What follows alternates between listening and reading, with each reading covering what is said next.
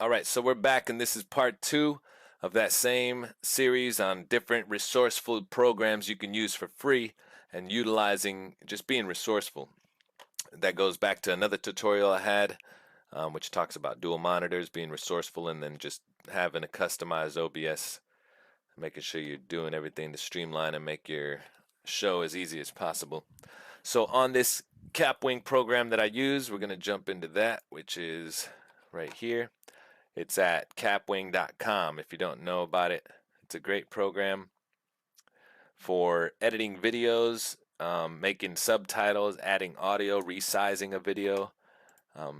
Right here to the left, you can see. Alright, so just so you know, I'm using the paid account, which is like 20 bucks a month. If you do not use that account, you only get 7-minute videos you can export. And then as well, with even my paid account, you can only upload a gigabyte of video. So it's not the best for huge projects, but it's good for any kind of tutorials like these or anything that you're doing that you want to be able to make for yourself.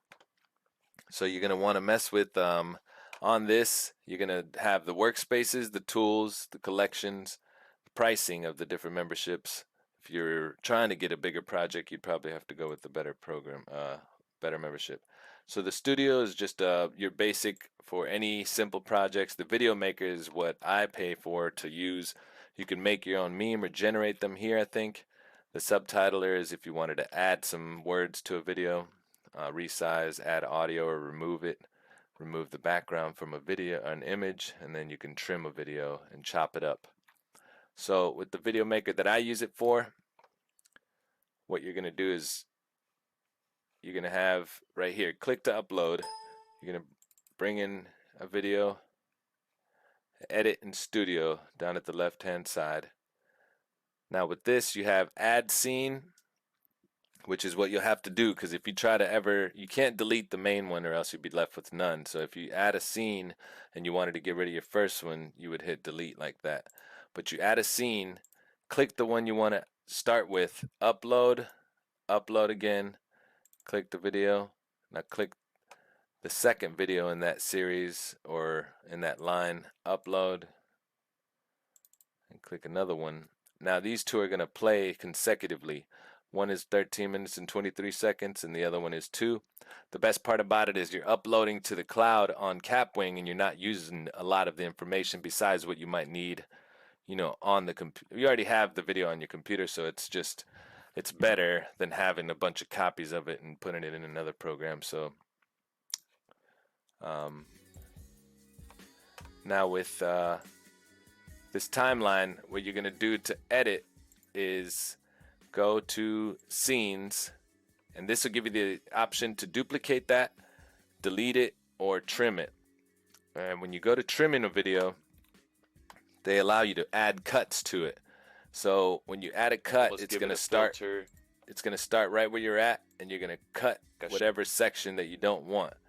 And when it starts to play, it'll just jump over that part right there, and that's you adding your cut. Instead of, you know, cutting out a section, deleting it, it'll just be a cut that you add to that, and the timeline will play past it. So when you're done adding all your cuts, you know, as the video plays, you add another cut here.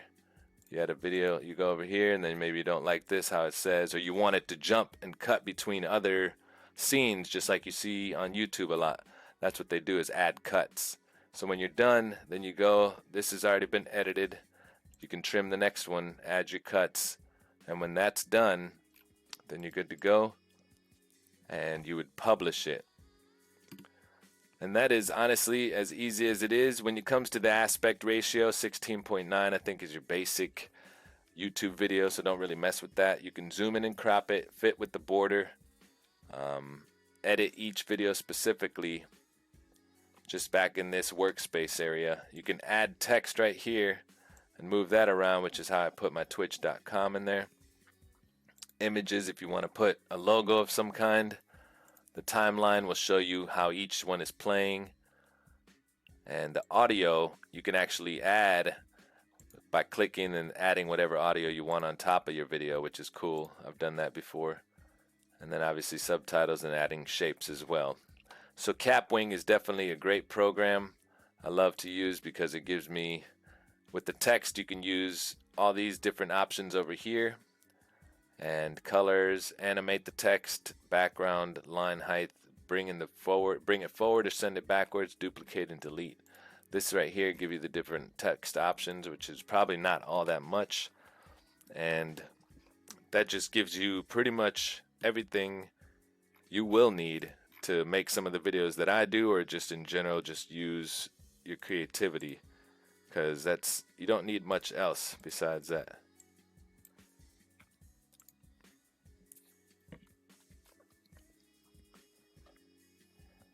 So that's it though, and now that I think about it, there's one more program that I can show you guys that I use as well, which has been key for everything that I create on my channel, from my design and graphic design to all the colors and everything that I use, which is Pixlr. And I'll go into that on part 3 of this video.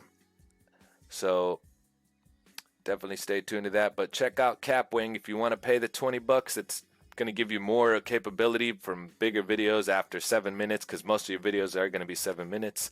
Whether you're editing a live stream, you wanted to chop out all the bad parts or leave all the good, to just making a tutorial, they're going to usually be longer than 7 minutes. So consider paying for some kind of Adobe Photoshop membership. Cap1, which is just a more resourceful option until I can get into a better position as well. And you know, just be resourceful out there, guys. There's plenty of stuff you can use. Just go out there and research and figure it out. But we're gonna jump into part 3 here in a second. All right.